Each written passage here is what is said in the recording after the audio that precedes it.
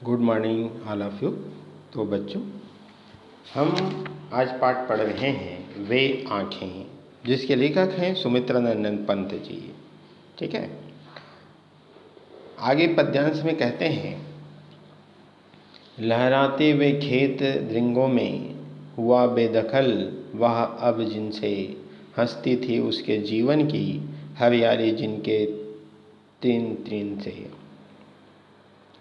आँखों ही में घुसा करता वह उसकी आँखों का तारा, कारकुनों की लाठी से जो गया जवानी ही में मारा। यहाँ पर कवि यह बात कहते हैं कि भारतीय किसानों के जो भयंकर शोषण व दयनीय दशा है उसका वर्णन करते हुए, उसका चित्रण करते हुए कहते हैं, लहराते हुए खेत रिंगों में हुआ बेदखल वह अब जिनसे। कवि बात कहते हैं कि किसान अपने अतीत को याद करता है।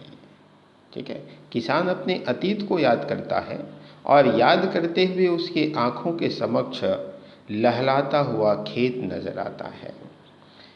उसके समक्ष, उसके आँखों के समक्ष जो है खेत लहलाते नजर आते हैं, जबकि अब उन खेतों से उन्हें बेदखल किया गया हो। अब उन्हें उन खेतों से बेदखल कर दिया गया हो, उन्हें उन खेतों से निकाल दिया गया हो।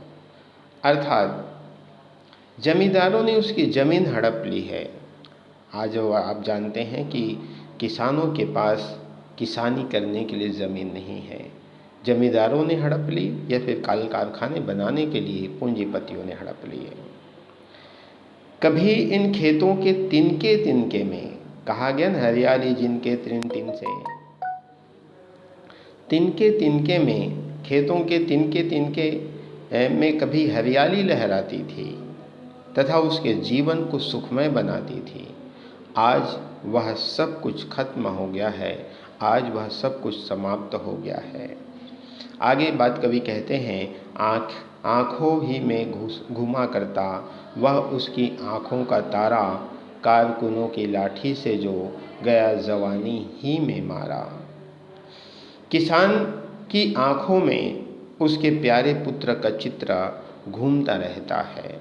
वह प्यारा पुत्र का चित्र घूमता रहता है, उसे वह दृश्य याद आता है जब उसके जवान बेटे को जमींदारों के कारिंदों ने, जमींदारों के लठैतों ने लाठियों से मार मार कर, पीट पीट कर उसके पुत्र को मार डाला था। यह बड़े दुख की बात थी, यह बड़ी ही पीड़ा की बात थी।